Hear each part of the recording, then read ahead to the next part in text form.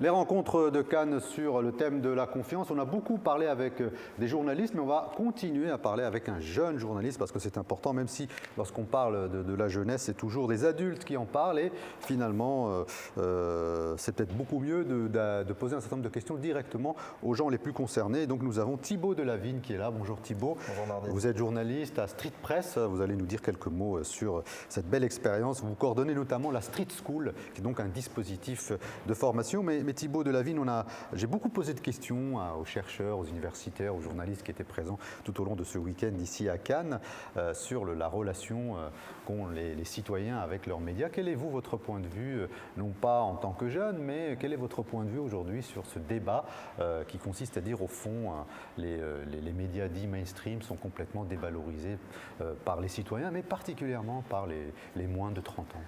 Alors, chez Street Press, cette question de la confiance finalement entre le lecteur et le média a été à la base même du projet. Parce que quand Street Press a été créé, on était en pleine mode, c'était il y a 6 ans, et on était en pleine mode des médias dits participatifs à l'époque, médias qui ont un peu disparu aujourd'hui, toute cette notion de journalisme citoyen, tendre la parole, tendre le micro aux gens pour qu'ils puissent s'exprimer dans un cadre journalistique.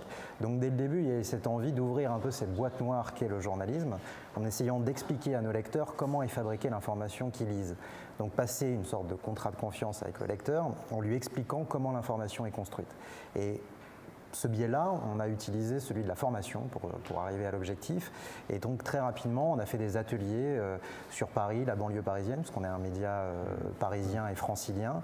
On l'a toujours revendiqué, on est un média web, mais on est un média local. Et donc on a tout de suite eu envie d'aller dans les centres sociaux, dans les mairies, discuter avec les gens qui allaient être nos lecteurs. Environnement. Voilà, d'ailleurs, ce que les citoyens réclament, qu'on soit proche d'eux, que l'on explique un peu leur vie quotidienne et non pas forcément quelque chose qui vienne d'en haut. Les dépasse un petit peu, voilà, bien que ce soit très important que ça existe. Évidemment. Et qu'il y ait d'autres médias qui le fassent, etc. Mais c'est vrai que quand Street Press a été créé, l'objectif était plutôt d'aller sur des sujets qui sont très proches des gens et de passer un contrat avec eux, de leur dire voilà, nous on vous propose finalement des sujets très anglais, forts, assez marqués sur une ligne éditoriale qu'on revendique.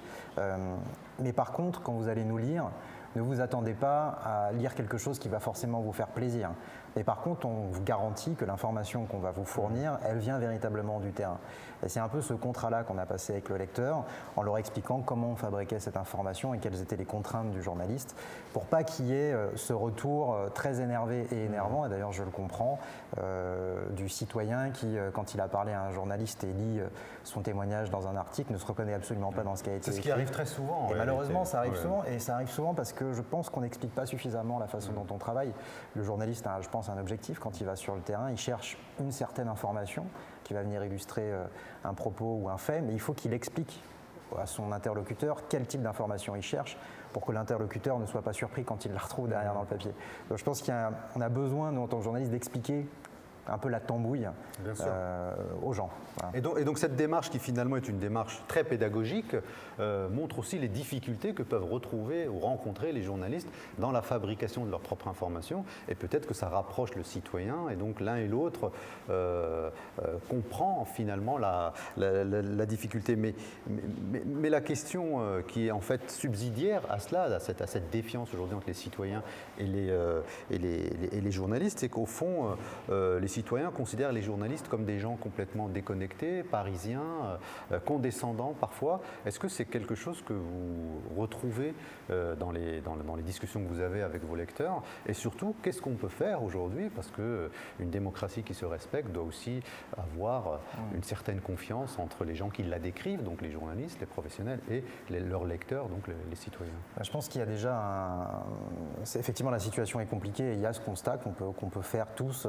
dans nos familles, autour de nous, nos proches, etc., qui ne sont pas forcément du milieu journalistique et qui portent un regard très critique sur ce qui se passe dans les médias. Donc ça existe. Après, d'un autre côté, je pense qu'il y a énormément quand même de journalistes, pour faire un tout petit peu de corporatisme, qui font quand même leur boulot correctement avec honnêteté et sincérité. Après, encore une fois, je pense que tout ça est lié aussi à l'économie des médias et que finalement, il faut qu'on fasse un effort de pédagogie sur ces sujets-là parce qu'il faut qu'on explique aux gens finalement que le média a une responsabilité social, mais que c'est aussi une entreprise pour la plupart d'entre eux, qui a des objectifs économiques et qu'on ne se situe pas hors sol.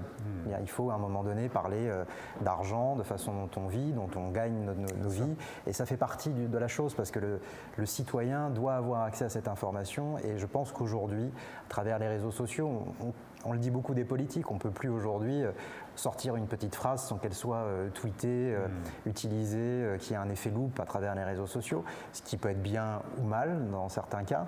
Et finalement, chez les médias, c'est un peu la même chose. Quand on a un actionnaire qui vend des armes, les gens le savent. Voilà. Et à un moment donné, c'est peut-être un problème, mais c'est peut-être aussi quelque chose dont on fait des caisses et qui n'est pas forcément un problème. Je ne trancherai pas là aujourd'hui. Il faut l'expliquer.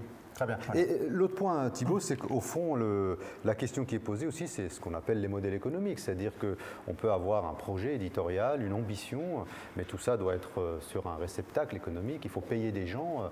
On connaît la difficulté aujourd'hui économique d'un certain nombre de médias. Comment faites-vous à Street Press, justement, pour essayer à la fois d'être très pédagogue, qui consiste aussi un élément supplémentaire de dépense. Il faut rencontrer les gens, voilà, et en même temps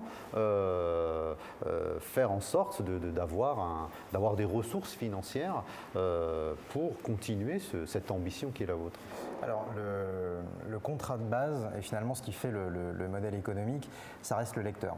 Voilà. C'est quand même le lecteur qui fait foi, plus on a de lecteurs, plus on a une surface qui est large, et donc plus on a de capacité à pouvoir aller chercher de l'argent, ou bien à travers de la production de contenu, ou bien à travers de la formation, comme on peut en faire, ou alors via la publicité, ce qui est un système assez classique, qui ne rapporte pas énormément d'argent, mais qui est quand même une part d'un budget de fonctionnement. Mais on pense que si on veut des lecteurs fidèles, et d'ailleurs je pense que c'est le cas, on a la chance d'avoir des lecteurs fidèles qui nous suivent et on les remercie. Qui nous font confiance, voilà, et qui reviennent régulièrement, quasiment comme des abonnés qui recevraient un journal tous les jours. On a pas mal de gens qui viennent tous les jours se connecter au site, et on les remercie parce que c'est grâce à eux qu'on peut vivre. Et finalement, c'est cette base de lecteurs qui nous donne une assise suffisamment forte, et il faut qu'on leur donne quelque part à manger intellectuellement. Il faut qu'ils aient des sujets qui les intéressent. Il ne faut pas que le contrat de confiance soit rompu. Voilà, cette fameuse idée des années 2000 du consomme-acteur, je pense qu'elle existe et elle doit exister dans la presse aussi. Voilà, on est lecteur, mais on a aussi envie de savoir comment c'est fabriqué, on a envie de rencontrer les journalistes. Donc nous, on organise très régulièrement des apéros, on a des conférences de rédaction tous les mardis qui sont ouvertes. On essaie d'impliquer un maximum les gens. Nos sources, quand on travaille sur un sujet, on les réimplique. On crée quelque chose, on tisse un lien, et finalement une source qui va donner une information, qui va en parler. Pourquoi le service public radio ou télé français ne fait pas ça, par exemple? Ça, c'est je vous pose la question à vous, mais... Je pense que c'est une vaste question, et je pense que c'est lié, ils vont me détester, mais je pense que c'est lié à une forme de confort. Voilà. C'est-à-dire que c'est des institutions, on en a beaucoup besoin en ce moment, parce qu'ils sont notamment déconnectés des contingences économiques, et que c'est devenu très très rare, donc très précieux. Mais ils vont me détester. Mais je pense qu'il y a un confort de travail au sein de l'institution publique qui fait que c'est très difficile de sortir des carcans de ce qu'est le journalisme et le fonctionnement de ces institutions depuis 30 ans.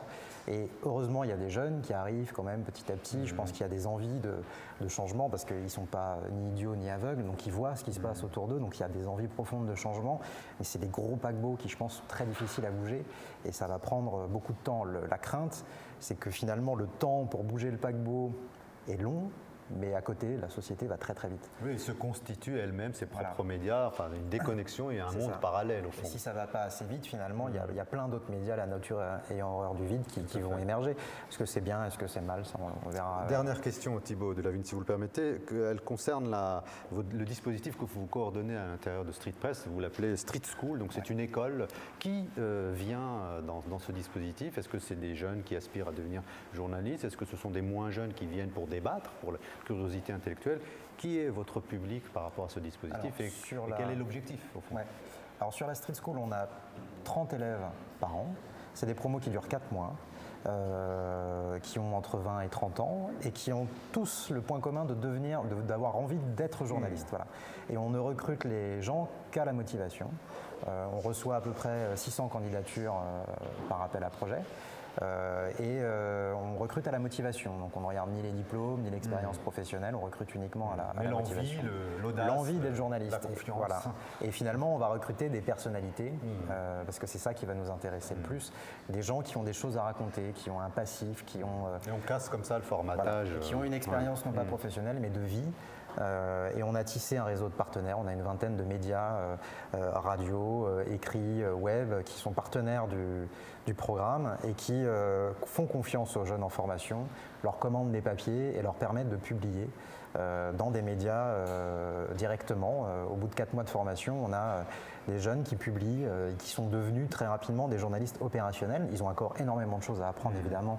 On ne forme pas un professionnel parfait de l'information au bout de 4 mois, mais en tout cas, ça permet de les lancer dans le métier avec du concret, puisqu'ils pratiquent tout de suite.